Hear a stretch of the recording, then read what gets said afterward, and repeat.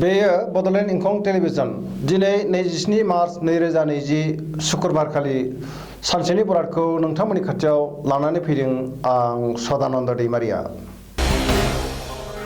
सिगां आं फरायफिन लादों मेष राशि।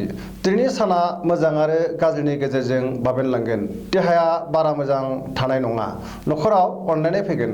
रांखावरिनि आंखाल जानाय नङा। फालांगियाव मोजां मुलाम्फा मोनगोन। समाजाव मान मोनगोन। गोसोनि साननाया जाफुंगोन। फरायसाफोरनि थाखाय मोजां। बहानिफ्रायबा गोबां धोन मोननो हागौ। वृष राशि। दिनैनि साना जोबोर मोजां। नखराव मोजां अनलायनाय फैगोन। साननाया जाफुंगोन। बिमा बिफानि बोर मोनगोन। बहाबा दावबायहैनो हागोन। गोसोखौ गोजोननाय मोनगोन। गुबुननि गोसोखौ बोनो हागोन। समाजाव मान मोनगोन। रांखावरियाव आंखाल जानाय नङा। फालांगियाव मोजां। आयआ बांगोन। सेंग्रा सिख्लाफोरा गावबा गावनि गोसोनि साननायखौ फोरमायलायनो हागोन। मिथुन राशि। दिनैनि साना मोजां आरो गाज्रिनि गेजेरजों बाबेनलांगोन। गोसोखौ गुलाय गुजाय मोनगोन। सोरबा लोगोनि एबा बाय बाहागिनि मोजां खौरां मोनगोन। नखराव अनलायनाय फैगोन। सोरनिबा सायाव रागा जोंफ्लांनो हागौ। रांखावरियाव आंखाल जानाय नङा। बहानिफ्रायबा धोन मोनगोन। फालांगियाव मोजां। सेंग्रा सिख्लाफ्रा मोजां खौरां मोनगोन।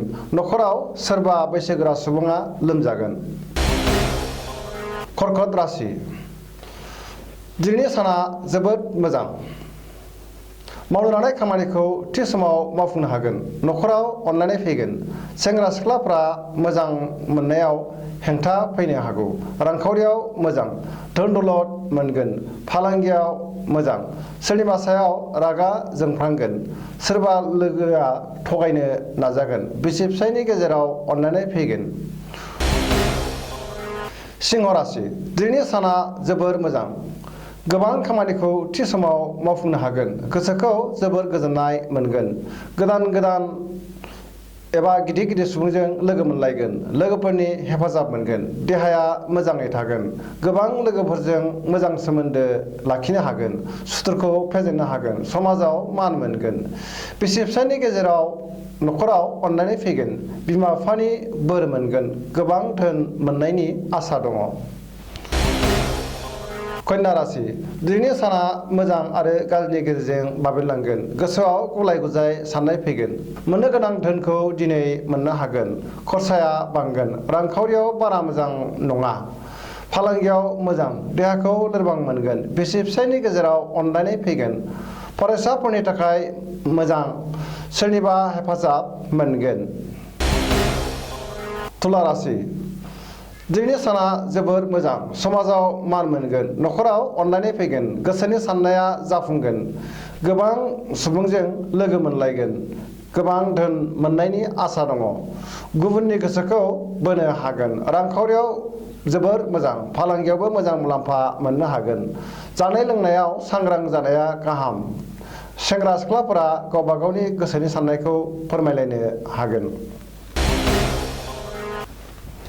वृश्चिक राशि। दिनैनि साना जोबोर मोजां। गोसोखौ गोजोननाय मोनगोन। धोरोमारि बिथिङाव गोसो दुंगोन। नखराव अनलायनाय फैगोन। समाजाव मान मोनगोन। बिसि फिसायनि गेजेराव गोथौ सोमोन्दो थागोन। बहानिफ्रायबा मोजां खौरां फैनो हागौ। बहाबा दावबायहैनो खाबु मोनगोन। गोसोनि साननाया जाफुंगोन। धनु राशि। दिनैनि साना जोबोर मोजां। मावनो लानाय खामानिखौ थि समाव मावफुंनो हागोन। गोसोनि साननाया जाफुंगोन। गोसोखौ गोजोननाय मोनगोन। गोदान खामानि मावनो गोसो जागोन। समाजाव मान मोनगोन। फरायसाफोरनि थाखाय जोबोर मोजां। रांखावरियाव जोबोर मोजां। फालांगियाव मोजां मुलाम्फा मोननो हागोन। नखराव बिसि फिसायनि गेजेराव अनलायनाय फैगोन। सेंग्रा सिख्लाफ्रा दिनै गावबा गावनि गोसोनि खोथाखौ फोरमायलायनो हागोन आरो बहानिफ्रायबा मोजां खौरां फैगोन। मकर राशि।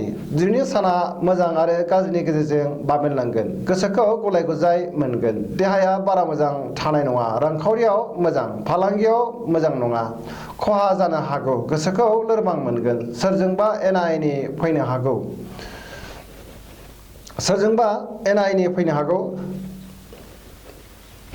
गुबुनजों बाङाय बुंनायानो गाहाम।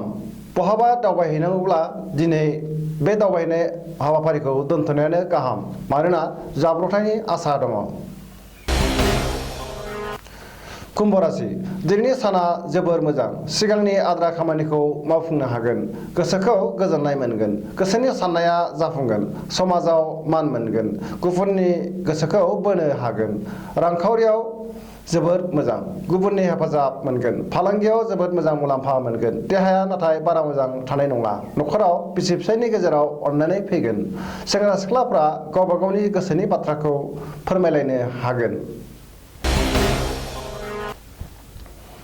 मीन राशि दिनैनि साना जोबोर मोजां गोसोआव गुलाय गुजाय फैगोन गोबां खामानियाव मुखुब थानानै देहाखौ मेंनाय मोनगोन लोगोफोरखौ बांद्राय फोथायोब्ला रांखावरिनि खहा जानो हागौ खरसाया बांगोन गाज्रि साननाय फैगोन टेनसनाबो बांनो हागौ न'खराव एना एनि फैगोन गुबुनजों बाङाय बुंनायानो गाहाम सुथुरा बांगोन गारि मटर सालायोब्ला सांग्रां जानाया गाहाम मानोना लामा सामायाव जाब्रबथायनि आसा दङ।